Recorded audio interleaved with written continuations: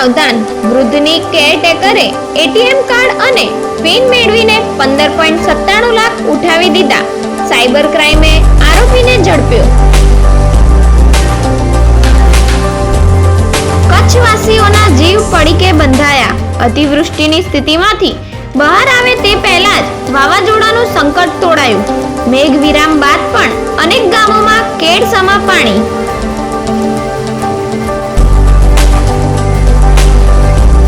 પીજીમાં રહેવા યુવતીએ બોસને જ પિતા બનાવ્યા. પરિવારની મરજી વિરુદ્ધ ગાંધીનગરમાં ખાનગી કંપનીમાં નોકરી કરતી યુવતીનો ભાઈ પીજીમાં પહોંચતા ભાંડો ફૂટ્યો.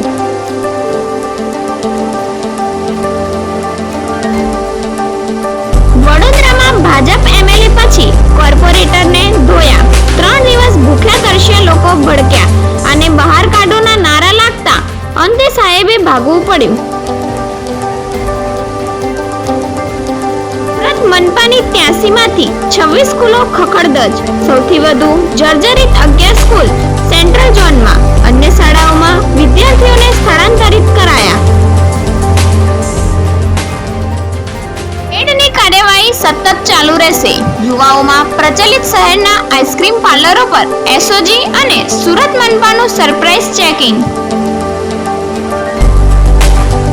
નબળા બાંધકામની પોલ ખુલી. 118 કરોડના ખર્ચે બનેલી કોર્ટના નબળા બાંધકામની પોલ ખુલી.